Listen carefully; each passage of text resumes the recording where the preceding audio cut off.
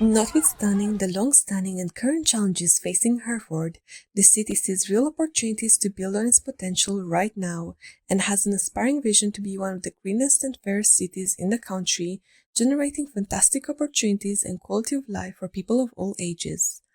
Currently, Hereford is in the lowest 40% of settlements within the English indices of deprivation in terms of its educational outcomes and employment.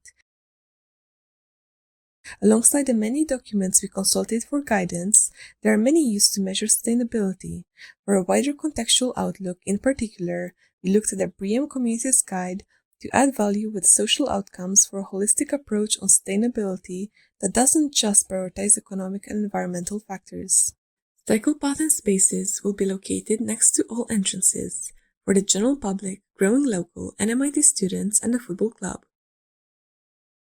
Just like Le Corbusier utilised the average human scale to harmoniously define proportions of the building, we optimised the structural grid into 4x4 metres to functionally organise the building spaces. Together with the three stakeholders, we envision the centre to exceed leading sustainability criteria, but also nurture a model resilient community of the future that raises awareness, invites everybody, and most importantly inspires, targeting Hereford where it needs it the most. Connecting people with their locally grown food, especially after COVID has impacted local Hereford growers, it will help restore local economy and labour force. Initially termed by Bernard Tschumi, transprogramming describes the intentional combination of particularly inextricably incompatible programs.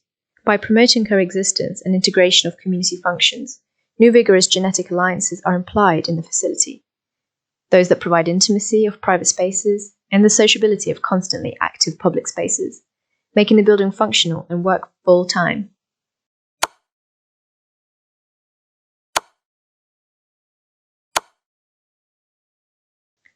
To avoid a carbon lens tunnel vision, we thought about the human phenomenological experience, visual, olfactory, and haptic stimulations. A contextual educative journey was introduced as a navigation tool. As users walk through the spaces with various ceiling heights, some spaces encourage inspirational, educational, and exciting activities to go on, whilst others encourage more intimate, peaceful exchanges and moments of reflection. This makes certain building spaces, identified externally, highlighted as a beacon, such as the Cook School and NMITE studio space.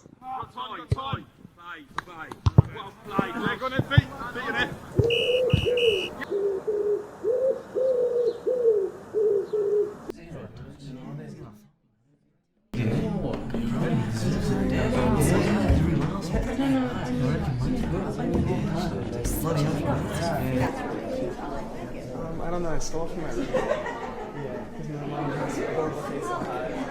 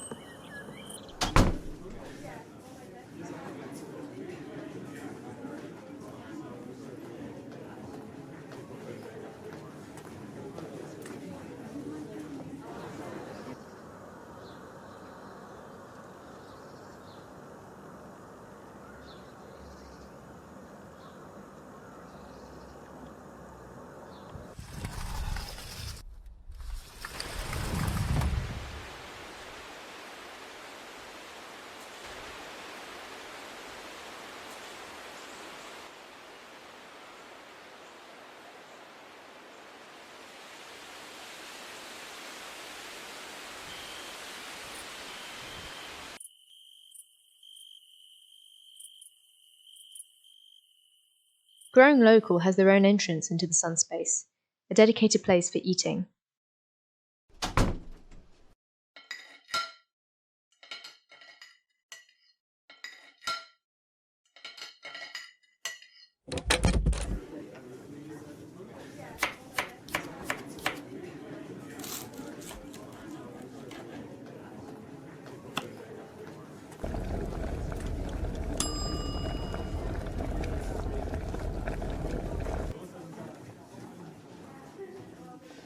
The cook school has tall windows overlooking the growing allotments, with access to go and pick vegetables directly.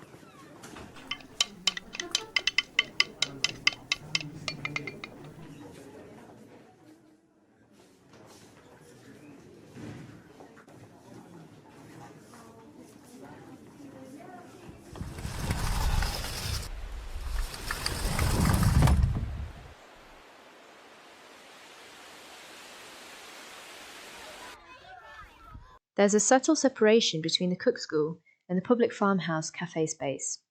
The social collision space can be blocked off with the bar and the public toilets separate from the growing local farm shop and cafe space, so other stakeholders and users can use this space separately for public events, extending it out onto the veranda deck.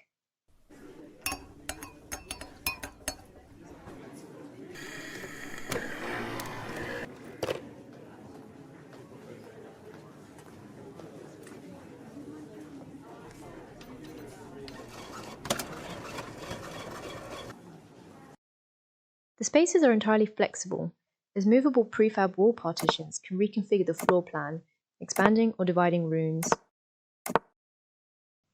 The 850 square metre facility has a compact building form, reducing heat loss through the enveloped surface area to the minimal amount, whilst organising the spaces for all the three stakeholders in the most functional and beneficial way, all without the need of 2 stories to reduce cost and material waste. Alternating roof heights improve heating and air circulation in the relevant spaces accordingly. The shallow rectangular floor plan provides daylight into the spaces, reducing electricity demands.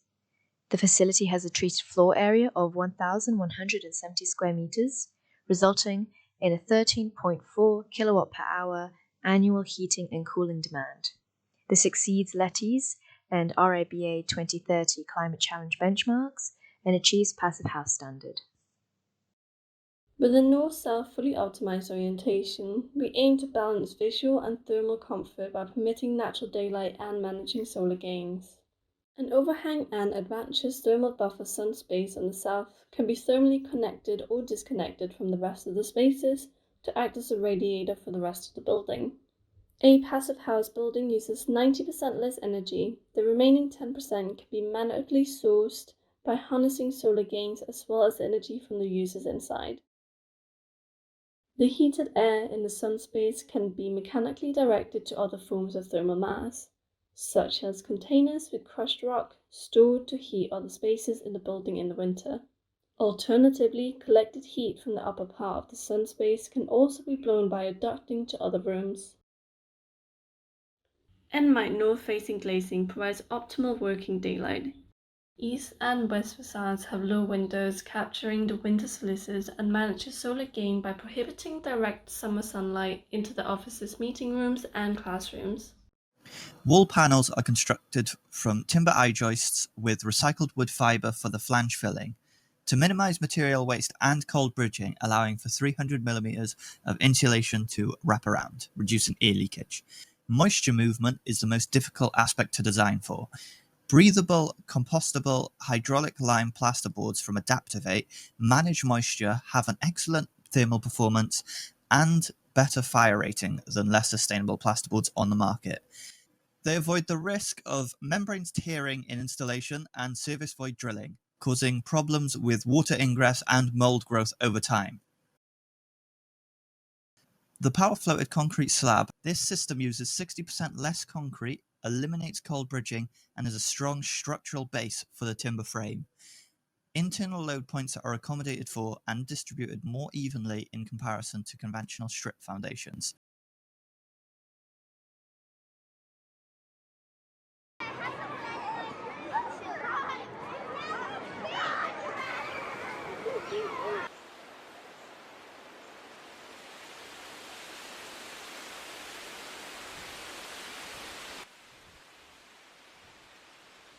This building celebrates timber, and the design aspires to exceed LETI's Climate Emergency Design Guide targets.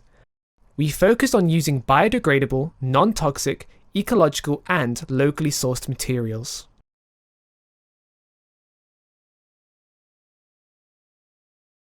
For the passive raft foundation and slab, we proposed the use of carbon cure technology, which injects waste CO2 emissions into the ready mix, converting it into a mineral, improving comprehensive strength.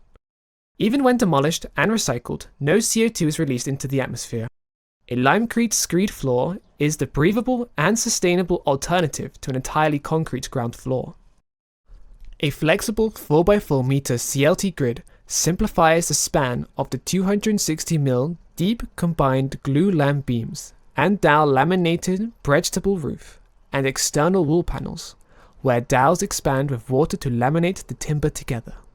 Combined glue-lam uses wood, even with defects glued together, and saves material with lower strength glue-lam in the middle and higher strength on the edges where the highest stress occurs. Building elements are easy to reuse, disassemble, and recycle. If the panels cannot be reused, once unscrewed from the frame, the timber board and the cellulose insulation, made from recycled paper, salt, and minerals, making it rot insects and fire resistant, are easily recycled. A horizontal ground source heat pump with underfloor heating is proposed, around 2 meters deep over a 500 meter squared area. To fully satisfy BREEAM criteria, the permeable green roof with highly absorbent sediment collects, filters, and retains rainwater as a sustainable urban drainage strategy. On average, they reduce 20% of the street level particulates, around 20 kilograms of CO2 per year. Paired with grey water recycling and eco-friendly filtration systems that use plants, soil, or a small pond, the farm can be watered, reducing bills and sending useful water to intensive chemical treatment plants. For a longer-term strategy to achieve negative zero and generate energy, the shipping containers could further be utilized for a system with anaerobic detectors that take in wastewater, food waste, compost, as well as algae from a pond that is purifying water by feeding on CO2 and solar radiation. The captured methane gas goes to a generator, CHP cylinder unit, to boiler, fuel cells, electricity, heat, and power. New growing methods such as hydroponics and aquaponics, fertilized by fish, can also be set up in a shipping container to educate and raise awareness about Hereford's self-sufficient communities.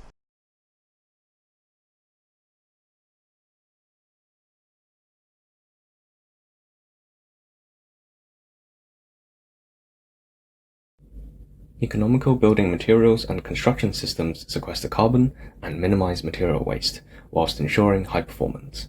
A 4x4 standardly sized, modular grid balances the cost of the steel connections and repeating timber structural members. The ease of assembly, transportation of elements of this size reduces cost. The procurement of local materials and labour will support the local economy as well as skill growth. Volunteers and the local community are encouraged to participate in the construction where possible, to generate a sense of ownership over this part of the city, which is an attribute that is shown to be the greatest health and social well-being surrogate outcome by health economists. There is scope for expansion or dismantling. The modular 4x4 volumes can serve a variety of community uses and purposes elsewhere, prolonging the life of the building's materials before being demolished and recycled as the final resort during its end-of-life stage.